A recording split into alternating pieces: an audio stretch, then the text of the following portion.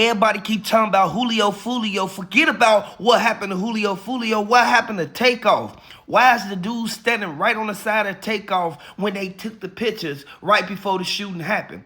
Hit the like button, subscribe to the channel if you're a fan of Takeoff. They bogus for what they did, but now it's all coming out.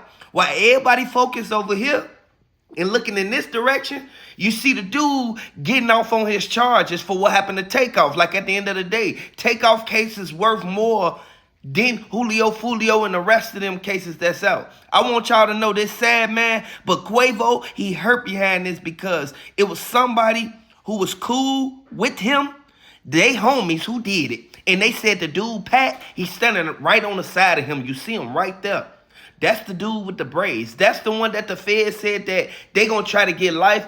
But the man, his charges is getting dropped day by day. I want y'all to know this sad man, but they bogus for what they did to Takeoff. Takeoff didn't deserve that. Takeoff was one of the main ones who was the life of the party. You feel me? He did what he did, but his presence made it be known that he was the one. It was multiple people in there, but it was so many people who didn't want them to see what actually happened on that camera, to the point where we all sat there, we put two and two together, and we sat there and saw how the people from Houston, they was on Takeoff's side because they was a fan of Takeoff. They looked up to Takeoff from the beginning. They didn't know that J. Prince Jr. and them was going to be involved in this. And this is where everything led to Quavo separating and distances himself from them. I want y'all to know mob ties, they cool or whatever, but you see what Finesse 2 Times going through with mob ties. Don't forget Moneybagg Yo, he rocked with J. Prince Jr. now. At the end of the day, they got their own little thing going on out there in Houston, but a lot of people in Dallas and people in Fort Worth, Texas, they keep saying that Takeoff, he wasn't never supposed to even come out there. By him coming out there to Houston for that bowling alley game, that's where he was able to lose his life, man. This sad, man, but they already know what happened. They know exactly what transpired and went down that day that happened. It was right before Halloween, y'all. That's crazy. Like 2, 3 in the morning. Like, hey, you're supposed to be in your bed at that time. The detective said the man in plain clothing, he fired at him. According to the video, like at the end of the day, he should have been charged with manslaughter, something. Regardless of what he did, the officer said that he fired 3 shots in the direction to the left for Takeoff. I want y'all to see. You see, he's standing right on the side of Takeoff. This the picture of the, like from the video. He's standing right on the side of Takeoff. It's no way that you aiming at Quavo or whoever was walking right on the side of Quavo, and then you hit Takeoff and Takeoff right on the side of you. And I'm so glad the feds recovered this picture from that footage. They had to get a still shot so they can be able to see the facial expressions and everything that's going on. So I want y'all to know this case is going sour. At the end of the day, we know for a fact that the dude, Pat, he got the best lawyers in Houston. And keep in mind, DJ Pat, he was one of the main ones who was there, but it wasn't nothing going on to the point where he was supposed to be there. Like, you weren't at work or nothing. You weren't on the clock. You was sitting there partying, and now your name put up in this stuff. They gonna end up disqualifying them lawyers that he hired because of the nature and the extensiveness of this whole case. Now, keep in mind, Takeoff people, his family, they got lawyers and stuff too, so they ain't did nothing. They ain't said nothing but a word. They gonna fight against what's right. They gonna fight for the truth. At the end of the day, you cannot sit there and go out in the streets thinking that people just gonna be able to protect you. No, sometimes you gotta pay for security. Sometimes you gotta do what you did, come with multiple people. But in this case, the innocent person who wasn't even arguing, he was just an associate of Quavo. He was an associate. He was a bystander. For them to make a mistake and hit Takeoff out of everybody, it goes to show dude ain't had no aim, and he pointed the gun in the wrong direction. Like at the end of the day, if Quavo arguing with them boys, why would you even sit there and do that? Like, come on now.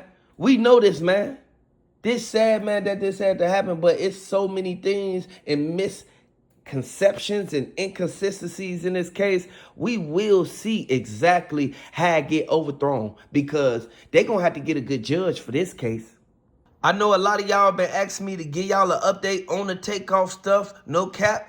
I want y'all to know they got the still screenshots of the dude right on the side of him. He placed himself at the scene, like at the end of the day. He didn't even look over his shoulders to see was anybody recording or anything. You see what he did. He stood right there with a gun in his hand, looking like he ready to pop anybody who wasn't mob ties. Regardless of how he put it or how he look at it, they are going to convict this man of something. And I hope they don't do lesser charges. And I hope they actually give him the charge that he deserves. Like at the end of the day, Takeoff, he'll still be here with us right now if they would have never did that. One split moment, one incident can mess you up for the rest of your life. He sat there and pulled that trigger not knowing that he'll be in court all these years later. We know for a fact that J. Prince Sr., he should have had better security up there. He knew Takeoff and them was coming out there. And Migo Bands, the one who was with Quavo, the one who walked off, he was the one standing right on the side of Quavo, so why would they even hit up Takeoff? I want y'all to let me know where y'all from down in the comment section. Hit the like button if you a fan of Takeoff. If you a fan of Migos and you grew up listening to Takeoff, Quavo, and Offset, I want y'all to let me know. That means y'all about 35, you know what I'm saying, 25, and between that range right there. I want y'all to know.